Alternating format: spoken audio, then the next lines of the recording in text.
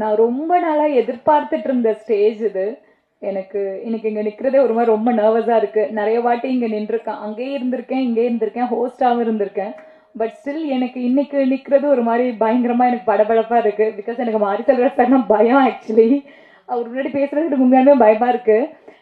But என்ன சொல்றது, sir கிட்ட இருந்து ஃபர்ஸ்ட் டைம் இந்த ப்ராஜெக்டோட ஆஃபர் அவர் கால் பண்ணப்போ நான் ரொம்ப நேரம் அவரோட ஃபோன் எடுக்கவே இல்லை, பார்த்துட்டே இருந்தேன். சார் தான் நம்மளை கால் பண்ணுறாரா, உண்மையாலுமே நமக்கு சம்டைம்ஸ் கால் பண்ணுறவங்க நான் மாற்றி கால் பண்ணிட்டேன் அப்படி சொல்லிடுவாங்க.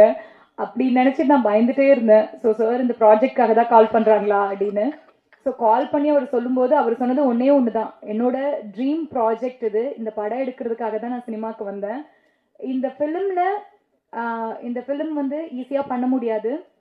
இதுக்காக நீ வந்து உன்னுடைய உழைப்பை நீ 100% கொடுத்தினா உன் கரியரில் உனக்கு ஒரு நல்ல படம் நான் கொடுப்பேன் அப்படின்னு சொன்னார். நீ